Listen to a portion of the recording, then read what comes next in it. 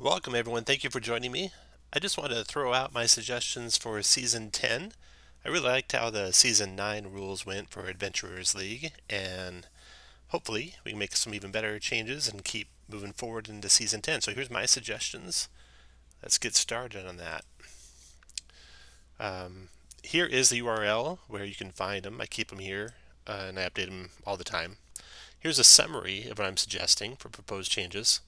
Remove the per level cap on gold, but retain the per hour cap. We'll get to why that would make sense here in a little bit. Remove inter-PC trading. It's just too powerful with the ability to discard items, and it's unfair to new players. And we'll get into the details of that here in a second. Limit usable rarities by tier to mitigate past exploits and excessive rewards. So no more Holy Avengers at tier 2 or such items like that. But the players could still have them, they just can't use them. Discourage magic item farming by excluding magic item rewards during replay of adventures. Define expectations for PC contributions to restore fellow party members to health after an adventure, or renown impacts if they don't.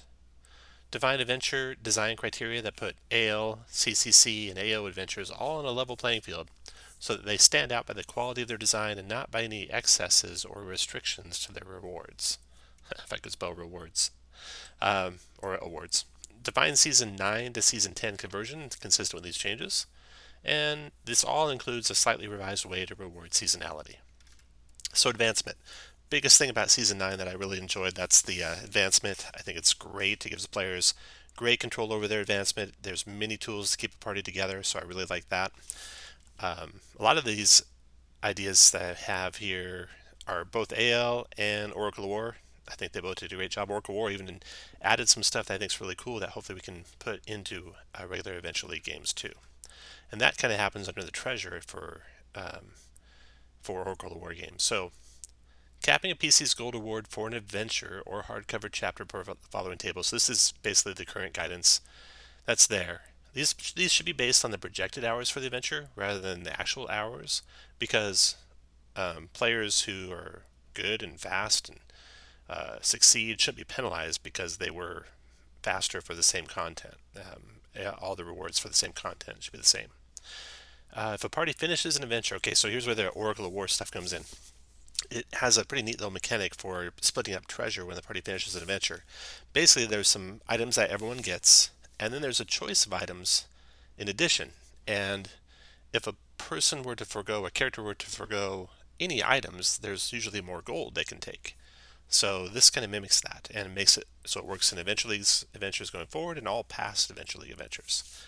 If a party finishes an adventure or hardcover chapter in possession of newfound magic items, including spellbooks or equipment like Alchemist Fire or Holy Water, any member of the party can take one of those items, or if they forego their gold award for the adventure, they can take two of those items. So this has a couple of impacts. We'll see also in the magic item limits how it affects that too. These items would be in the condition they are at the end of the adventure. That's kind of standard. Multiple PCs can take the same item. So if there's a +1 shield in the adventure, everyone could take the +1 shield. If there's a potion of healing in the adventure and a +1 shield in the adventure, and 50 gold in it, or say 80 gold in the adventure, then characters could take 80 gold in either the potion or the shield. Or they could take no gold and take the potion and the shield. Of course, that would make sense because potion's worth less than 80 gold, but they'd have those options. So then, each PC has a maximum number of magic items they can have at the end of an adventure, and this includes consumable items too, which isn't the standard currently. And this is because if we let PCs keep playing adventures over and over and over in their tier, they could end up with a plethora of consumable type magic items. And rather than just not awarding them any magic items, which is the case in Oracle of War if they play adventures and take no advancement for them, instead this will limit how many magic items they can have. So they can discard any of their magic items at any time to make room for new items, same as currently. And the maximums are as follows. So you got tier 1, 2 items, tier 2, 6, 3, 12, 4, 24. In addition, they should be able to take one story item and one season item that don't count towards those totals. We'll get more to that in a second here. Now, each item would have a count to it. So common items, consumable items of any rarity, or found spellbooks, even though I know they're not magic items, would count as half an item. Because when a character has a found spellbook, they discard it. It's valuable to the spellcasters, in many cases more than potions or scrolls. And so those would count as half an item. So a first level character could have like 4 potions. A first tier character could end up with 4 potions, and or they could take they could have 2 potions and 1 magic item. Right now, they could have basically 1 magic item and as many potions or scrolls as they find, which is usually 2 or 3 in the course of tier 1. Uncommon and rare items count as 1, so they could take uncommon items and rare items at tier 1, 2 of them. At tier 2, they could have 6 of those. When you get up into the very rares and the legendaries, I think we want to up those counts to 2 or to 3 items for those. And then the max items can be nice and simple: 2, 6, 12, and 24 for the 4 tiers. So for example, after a tier 2 adventure, PC could have 12 potions, or they could have 4 potions, 4 scrolls, and 2 rare magic items. Or they could have 2 potions, 1 uncommon magic item, 1 rare magic item, 1 legendary magic item, which they can't use yet as I propose, if you'll see below. They could have a season item, because those don't count at all toward their count, and that's going to be any rarity. And they can have a story item, which I'll get to in a second. So ways to do seasonality. I'm sorry, seasonality is this one here, and the story item is this one there. Okay, so a PC can use any consumable, regardless of rarity. They can use any common or uncommon magic item at level 1, should be tier 1. A PC can use rare items at tier 2, very rare items at tier 3, and legendary items at tier 4. So these limitations apply to all items that they can use except for story items. So, for example, the magic weapons that you need in Princes of the Apocalypse, the party could still have those and use those. A PC can own items they cannot use yet. That's fine. They can have a legendary item. They just aren't skilled in magic enough to use it. A story item is an item tied to a specific hardcover, which is not usable outside of that hardcover. So a lot of the items in Curse of Strahd, some of the items in Princes of the Apocalypse, for example. A season item is an item from a season that a PC with that season origin finds during that season. So if a PC is the origin of Season 9, and they play a Season 9 adventure, and they find it while Season 9 is running, they can have that extra magic item. An item that has given a permanent boon to a PC, such as Manual Quickness of Action, can be discarded, but the boon would also be removed. That would extend to spellbooks. If you remove the spellbook, you take those spells out of your spellbook. If you remove a robe of useful items that you've taken every single patch off, then all those things go away. Boons that replicate the effect of magic items, such as a boon of blessing, for example, would count as the appropriate magic item. PCs cannot trade items with other PCs. I think this is where the escalation of power really took off in Adventure League. Sadly, there's no trading with other PCs in Oracle of War, and I think that's a great thing. I think that it should extend that to Season 10. And really, it was kind of implemented as a way for PCs to get rid of unwanted magic items. They can do that freely now, so we can take away this trading thing, which what it does is, if there's a person who's just really prolific and they have 10 characters, amongst those 10 characters they can trade, and they'll be easily trade back and forth because the penalty for trading is pretty darn low, and just become really powerful for their level that their character is. Whereas, for example, I have a player I've seen who always has a flame tongue on every character he runs because he's got 1 or 2 flame tongues amongst his stable of 10 characters, and he just trades it to the players that he's currently running. Whereas a person who's only playing 1 character wouldn't have that opportunity. Sure, he could trade with the world at large, but he's not necessarily going to have access to exactly that item that he wants. So this would level the playing field. It'd make characters who had done equal amounts of adventuring equal in power, regardless of how prolific the player of that character is. Alright, I like the purchasing, so I'd say keep purchasing. Here's a list of items to purchase here, including +1 weapon, +1 ammo. I didn't put anything in these rules about the renown benefits. These rule suggestions I'd have to think about. Does that stay, and then do these go away if that stays? Or vice versa. Do these come in and that goes away? Alright, so some design notes here. By removing the bi-level gold cap, but keeping the bi-hour cap, players will not be stuck playing, for example, a 4-hour adventure to get 1 hour worth of gold, for example.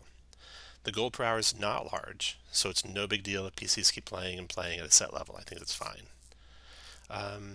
These suggestions would simplify the legendary reservation system. So PCs can keep any item. They don't reserve it. They just have it. They just can't use more powerful ones until they hit higher levels. It retains the availability of story items without reducing the maximum items a PC can have.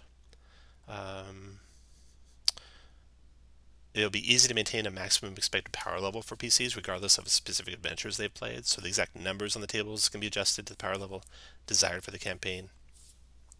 And it would allow the use of content that may have awarded too much treasure in the past. Excluding inter-PC trading, as I said, maintains an even playing field for PCs with casual and prolific players. All PCs gain power through the adventures that PC plays, not all the adventures their player has ever played. Inter-PC trading is just no longer needed as a mechanism to get rid of undesirable items. And inter-PC trading is just too powerful in combination with the ability to discard and replace items. And then also this is a simplified way by having this seasonal magic item, like this one extra magic item someone of that season gets that they don't have to count. It's a way to do seasonality. It's good to have in-game explanations for what's going on here. So the extra gold, all the gold that the party finds that goes over the max they can have, that's used for things other than adventuring, for their homes, for their castles, for their lands, for their livestock, for their extravagant living.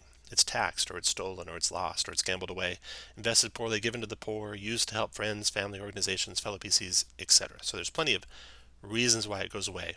It really was found, it just was, not used for future adventuring expenditures. Discarded items. Those are things that are traded, they're taxed, they're donated, they're stolen, they're broken, they're used up, they're returned to their owner, etc.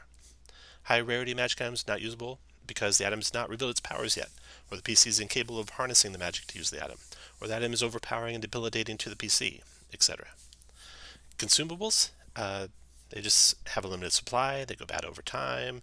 Scrolls naturally lose the power in the ink, or things like that. So with these suggestions, the gold quantities I suggest here, Season 10 recommendations, are just slightly higher than the Season 9. So level 5, you'd have 320 versus 320 in Season 9. Level 11, 2720 versus 1760, so just slightly higher, etc.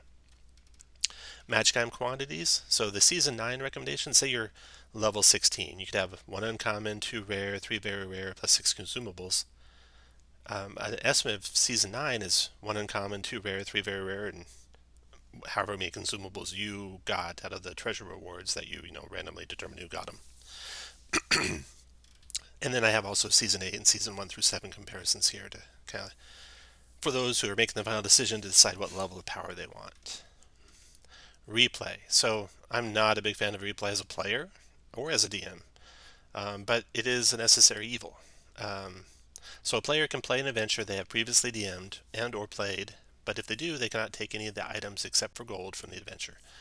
I want to encourage players to play new adventures, new players, that way they can all work together. Excuse me. To solve challenges, no one has to hold back, no one has to not fully participate, not fully help their teammates. Just makes a more engaging adventure when everyone's really playing it for real the first time. It discourages playing adventures to farm magic items, and sadly, there's ways to find out what magic items are on the adventures and go play just the ones you want and do them over and over so you get that magic item for all your player characters. So that's not good. It allows for replay to allow games that may not otherwise happen. So we still want to allow the replay just to, as much as possible, minimize it. Okay, benefactors section. This one, I don't know. It needs some streamlining. But the idea here is basically, at the end of the adventure, the party gathers together their gold and gets the characters that are hurt and injured back into the game. And it's just a guarantee. It's not like they're going to vote and decide, oh, no, we don't like you playing as a player, and we're not going to get your character back, and I hope you don't show up next week, etc. It's automatic. That's what happens. Now, the players have a choice, each individually. Do they contribute the gold to get a person back? Do they contribute downtime to do it? Or do they ignore it, and then the reputation suffers, which would be reflected with a short-term renown suspension? So some ideas there. Adventure design. Lay out a magic item budget, a gold piece budget. That's the same across adventures. CCCs shouldn't be penalized. AOs shouldn't have weird, extra powerful magic items. All these adventures should be kind of level set based on how good they are.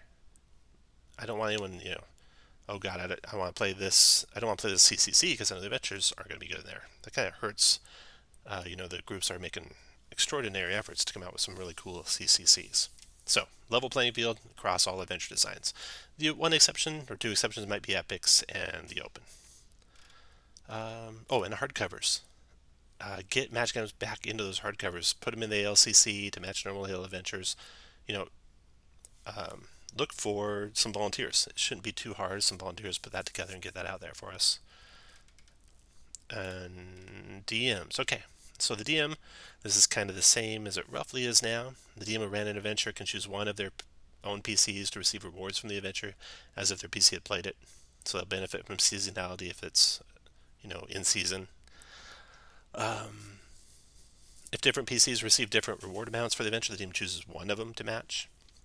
The DM PC only gets Magic Items if it's the first time the DC has run the adventure and if they have not played it before. So again, no farming, no doing adventures over and over to get exactly the item you want for exactly your character.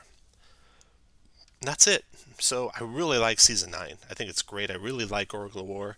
Kind of a combination of those two a little bit and streamline a little bit more, and I think Season 10 is going to be great. The conversion's super simple. Levels unchanged. Convert one banked to legendary item into a possessed magic item. Keep magic items that don't exceed the values in the tables, and discard the other ones. And you can see above for the in-game explanations of what happens to those. And that's it. We're finished. We're ready to go. Season 10 can launch. So thank you very much for watching this video. And you can see these proposed recommendations and if I make any changes to them at the link that I show there. Thank you very much for watching. And I'm looking forward to Season 10.